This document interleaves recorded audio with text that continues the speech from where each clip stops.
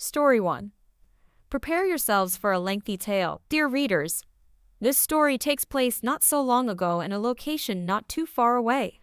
To be precise, it occurred 3 years ago at a pizza establishment where I was previously employed.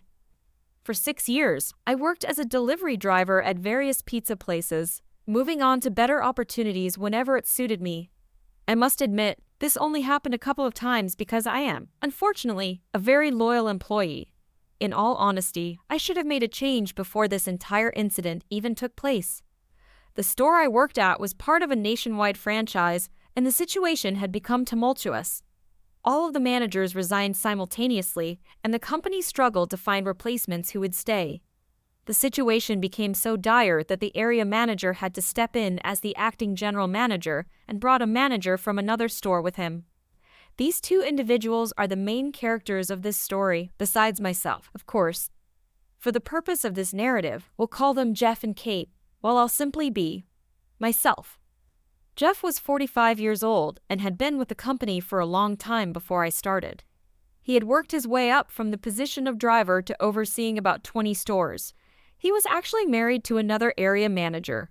Jeff and I got along reasonably well for the most part. On the other hand, Kate and I got along famously, both being women of a similar age. She often confided things in me that would soon come back to haunt her, figuratively speaking. I considered myself a decent employee as far as pizza delivery personnel go. I arrived at work on time, completed all the dishes, got along with everyone, and had the best delivery times. Because of this, I usually secured all the best shifts, including opening on Saturdays. If you've never worked a job that relies on tips, you should know that this shift is the most coveted out there. Working through both the lunch and dinner rush before going home is well worth having to wake up earlier. That information is relevant to the story, trust me. You see, there are always two drivers who work that shift.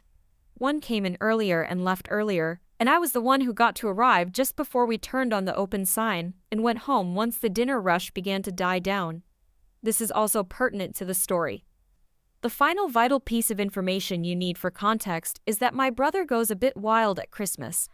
His favorite thing to do is book an entire movie theater for everyone he knows to see a film of his choice.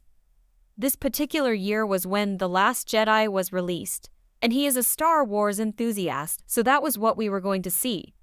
Unfortunately, it would be at 6 p.m. on a Saturday, at least 2 hours before I would typically finish my shift. At this point, Jeff and Kate had been with us for 3 months without managing to find suitable replacements, and I made an arrangement with the other opening driver to switch shifts because his ended right when I would need to leave to make the movie. I then cleared it with Jeff, and he agreed to let me go at 5:30 p.m. I thought everything was set. How wrong I was. You see, that Saturday we started off extremely busy. So busy, in fact, that at 5:30 p.m., when I went to hand Jeff my slips, he had already dispatched me out on a double delivery. I took them but reminded him that I needed to leave when I got back. I just hoped the trailers were long enough that I wouldn't miss much of the beginning of the movie. I returned from my double delivery, and by that point it was already 6 p.m., and the theater was 20 minutes away. I had to leave. Once again, I went to hand my slips to Jeff, but he confronted me. "You leave when I say you can leave," he told me. "You're not going to let me go?" I asked, incredulous that he was going back on our agreement. I had come in early. I had done my time, for goodness sake. He looked incredibly smug. No. Well, I made a decision right then and there. There are so many pizza delivery jobs out there that they needed me more than I needed them. I took my slip book, the kind you see in restaurants. I found they're great for delivery because not only can you store all of your slips in them, but they're also hard enough for customers to bear down on to sign. Anyway, I slapped that in his hand and said, "Fine then, I quit." It was his turn to look incredulous. After making sure I meant it, he checked me out and I left the store fuming. I missed the entire opening of my movie. But the story doesn't end there. Oh no, remember how I said Kate would confide in me? She loved to tell me all about how often she and Jeff would meet at a hotel after work. She even horrified me by telling me Jeff would turn off the cameras so they could engage in intimate activities in the back office when the store was empty, in a chair I had sat in multiple times. Kate was even so obliging as to give insignificant details like the date and time this happened. So I put in an anonymous call to the franchise's human resources department and told them what to look for when it came to checking the security footage. I told them everything Kate had told me. But I still wasn't content with leaving it there. So I went to my local pizza place, which just happened to be in Jeff's wife's area. Remember when I said she was also an area manager? And I got a gossiping with the workers there while they made my pizza. I was well aware it would make its way back to her. Food service employees can't keep such juicy gossip to themselves. Jeff got demoted to store manager, then transferred to the same store in his wife's area. I went to so she could keep an eye on him. I guess it didn't work out because last I heard, Jeff's wife divorced him, and he no longer worked for that franchise. And none of that would have happened if he had just let me leave on time. Edit. This got way more attention than I was expecting. Thank you so much to everyone who has awarded it. That being said, there are a few details I left out because I thought they would bog down the post. I'll add them here. Jeff had let the other morning driver, the one whose shift I took, go before me, despite claiming we were too busy for me to leave as well. I said Jeff and I got along okay, and that was not entirely the truth. Before he started seeing Kate, Jeff had hit on me quite persistently. I turned him down. Of course, I am of the firm belief you should not engage in romantic relationships with coworkers, and he did not handle the rejection well. He would often do petty things to get back at me, but it wasn't until this situation that it really got on my nerves. He was the kind of person who acted friendly to your face and did horrible things behind your back, exemplified best by being unfaithful to his wife. His wife had been out of town for a few months, training area managers out of state, which is probably why he got away with the affair for even that long. He would have been caught eventually anyway. His and Kate's relationship was pretty open in our store because neither of them seemed to grasp the concept of discretion. I just happened to be the one who brought it to light. Finally, Jeff had a grudge against my brother because he sued the same company for having to work unpaid overtime. This was his attempt at inconveniencing us both at once. Story 2. I originally posted this in malicious compliance, but I think it belongs here too. This isn't my story, but my parents'. It was probably the first time I witnessed malicious compliance, and I still remember it well. It was about 25 years ago, so I was about 8, and we had just moved into a 150-year-old house that was in need of major repairs.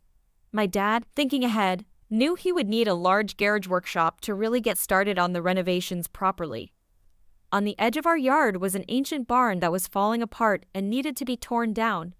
My dad figured this was the best place to build his new workshop, so that was the plan. We had met and were on good terms with all the neighbors at that point. When the plans for the new workshop were finished, my parents went around to all the neighbors as a courtesy to show them the plans and get their blessings. The neighbors whose property the current barn and new workshop would border, I'll call them the Peters, were concerned about the height. The existing barn was 16 feet high, and they asked if we could only build it one story, 12 feet maximum, so as not to block the sun in their yard. Sure, no problem. My parents agreed. They wanted to go 2 stories for extra storage, but just one wasn't a deal breaker. So the old barn was torn down and the foundation laid for the new one. During that time, there was a falling out between the Peters and my parents. I'm not sure what happened, but it turned nasty. One day, my brother and I were playing street hockey, and Mr. Peters came out yelling at us. "Get off the road, you half-breed jerks. My dad is black, so we're both half black. You have to earn your place in this town." Upon hearing this, my mom had to physically restrain my dad from going over and confronting him aggressively. Eventually, he cooled off and started on his plan. The plans for one story went out the window. Soon, the new garage that was only supposed to be 1 story gained a second in the blueprints. If they were going to direct racist comments at his kids, my dad would build what he wanted. As construction started, the Peters came over to ask why there were 2 stories being built and were told to leave immediately. We didn't hear from them again until the roof started to go on. The bylaws of the township limited all-out structures to 24 feet high. The Peters called the township and then a building inspector, claiming that the new garage was over 24 feet high. If it was over height, the entire thing would have to be torn down and rebuilt, costing us tens of thousands of dollars. I remember the Peters standing there, watching the inspector, with smug looks on their faces. 2 days later, we got the final report back from the township and inspector. 23 feet, 11 inches, just as my dad had drawn up in his new plans. He set me up on the roof of the garage, just plywood, no shingles yet, with some spray paint, and had me write 23 feet 11 inches height approved in 2-foot high neon orange letters across the entire roof, facing their yard and house. Not only did the garage block all sunlight from reaching their yard, but my dad waited until everything else was done before he shingled that side of the roof. They had to stare at those neon orange letters for almost 3 years. We didn't hear a peep from them for the next 10 years until they moved. Story 3. So this happened a long time ago. It's probably okay to post here. It was November 2009, and I was enjoying I Got a Feeling by the Black Eyed Peas while looking for an affordable apartment. I found a great ad on Craigslist and arranged for a viewing. I meet the landlady, a portly, unpleasant woman with a Betty Page haircut. I wasn't here for the company, however, but for the inexpensive room. It's not great looking, but it is affordable, so I tell her I am interested. She tells me the place is mine if I can get a deposit by the end of the day. Excellent. I rush to the bank and grab the $450 needed, half a month's rent. She and I cross-sign a standard lease, and I ask when I can get a key to move in. She says in a couple of days, as the current tenant has yet to collect all of their belongings. So, I am sleeping on the couch at a friend's place for now, and I just relax, see the sights, and enjoy the first few weeks in a new city. A couple of days roll by, and I haven't heard from the landlady, so I get frustrated and leave a few strongly worded voicemails, but alas, I was ignored. Finally, she leaves me a voicemail and says she's sorry, but she cannot rent the place to me. I start to get angry, but I am a pretty cool customer, so I do the research, find out my rights in an unfamiliar new municipality, and discover that if someone backs out of a lease without a legal reason, the other party is entitled to double the deposit they placed. So I figure she owes me about $900. I leave more messages and emails. Again, with the lack of response, not answering the phone, no replies via email either. I get fed up. Now, I had just accepted a new job, but it didn't start until the turn of the month. I would guess it's about the 3rd week of November 2009. I have some spare time, so I hop on the bus, buy a magazine, and sit at the bus stop across from the rental house and just wait and wait. For a couple of hours I waited, but it was worth it. I see her showing the unit to another unsuspecting individual. I maintain my composure and wait for her to finish with her newest renter, and make my way over to the house to confront her. As soon as she sees me, she starts to wail about how the tenant changed their mind, and so on, and that's why she couldn't rent to me. I've heard enough. I square my stance directly opposite this clearly upset charlatan. Now you listen to me. You will get me $900 as required by law by the end of the day, or I will go directly to the police station and let them deal with you. She turned white. For a minute, I thought she was going to be ill right there in front of me. She says, "Hold on, I will get you your money." I remember thinking, well, that was easier than I thought. She goes upstairs. The unit was a basement unit in the house she was living in, and I kid you not, hands me a wad of cash and says, "Here, this is ruining my Christmas, but here." She almost pushed me off balance as she jammed the messy wad of cash into me. "Thank you. Good day," I say and take the money, count it, and walk away. I didn't turn around and look back. I got on the first bus that stopped nearby, heading back toward the direction of my friend's house. Not until I was home did I calm down and realize it was going to be a sweet Christmas, all thanks to a dishonest cheapskate. However, this is not the end of the revenge. About a week later, I get a phone call from a friend asking me if the lady in the news is the same unpleasant lady I got the double damage deposit from. I'm like, what? Sure enough, it turns out this lady was running the same scam in parallel with a bunch of other victims. I am mortified, not just because I almost got scammed, but it immediately occurs to me that the money I got was someone else's money, and they are homeless for the holidays. I head right down to the police station, where there is, I kid you not, a line of crying people filing reports about being scammed by this woman. I feel awful, and when it's my turn, I get to the intake officer and start to give my story.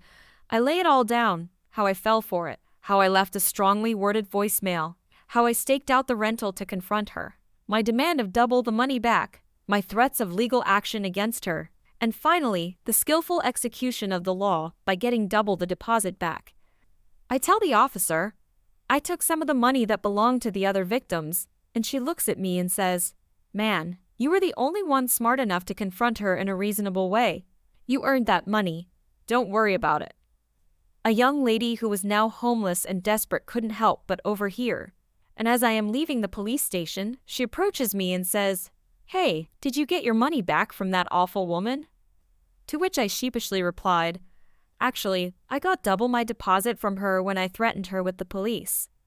The girl blinks a couple of times and finally grins, starts a slow clap, and announces to the other victims still waiting to give a statement in the lobby of the police station, "This guy took her for double the damage deposit." I cringed.